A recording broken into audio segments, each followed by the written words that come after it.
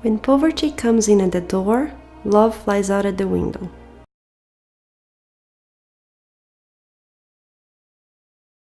London, the long 19th century. This is a story about 5 women. It might as well be about all of them.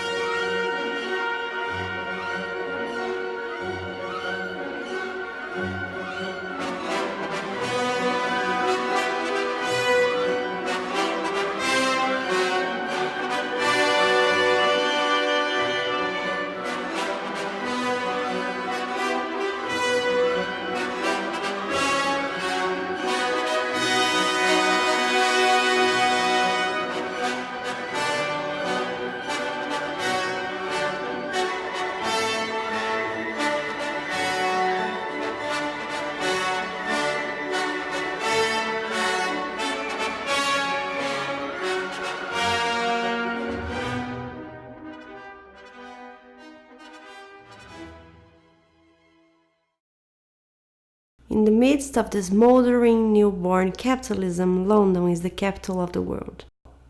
It is the center of an empire so vast that the sun never sets. The empire of barbarism.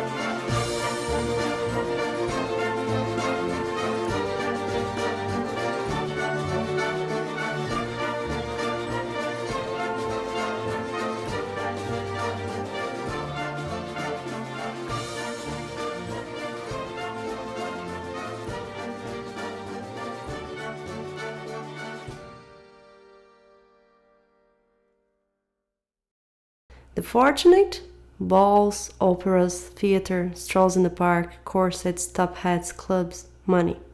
The U start?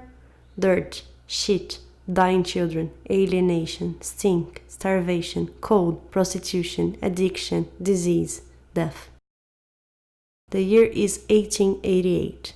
There's Marianne Nichols, 5'2", brown eyes, dark complexion, brown hair turning gray, and 5 front teeth missing. Off to another night's work. Marianne likes to be called Polly. Polly is a saleswoman. What's the product? Her own body. Polly learned that work is needed if she wants to make the cold and the hunger go away. She also learned that she lives in hell and that it's just like quicksand. The only way to escape the cold is gin, and the only way to get gin is selling her goods. One day she got bold and decided to buy herself a bonnet. Look what a jolly bonnet I've got now. The city of the U-Star did not appreciate that. How dare this poor woman drink like that? London decided to fix it and gave her a cut from one side of the neck to the other and another from the torso to the genitals. Polly Nichols was dead. It was then that London decided to pay attention to all other dreamy, penniless women. They were many. How dare those bitches, those utterly disgusting whores. Annie Chapman, Elizabeth Stride, Catherine Nettles, Mary Jane Kelly. All of them were caught with their hands trying to reach out of the darkness, out of Whitechapel. How dare they? How dare they have ambitions? How dare they even live? One by one, London had its justice. The city sent a man to do its job, Jack the Calder.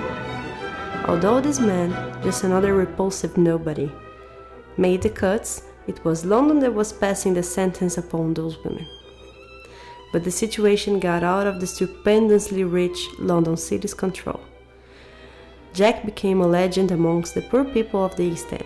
The Ripper was the ultimate symbol of cruelty, desired by the evildoers, feared by the wise, and gossiped about by the idle. London did not see that amount of fame coming towards the East End.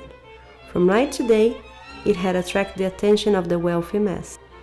They decided to pay attention to those wrecks of humanity. Some of them even decided to help such creatures. What an absurd! Those things began to be understood as people. Although there was some intent to transform the East End into a decent place, to put it under the Victorian ways, nobody's will was stronger than that of the City of London, and it was never going to let the people of the Abyss escape. The murders kept happening, the cold was just as freezing, and the hunger remained visceral. Death was there to stay. Jack was transformed into the saint of Whitechapel, and its people embraced it. Polly, Dark Annie, Long Liz, Kate, and Fair Emma were just the chosen few. Their stories were enough to make an example to all the poor people of Whitechapel and Spitalfields. They should forever remember their place when they heard the name of Jack the Ripper, more like Jack the Puppet.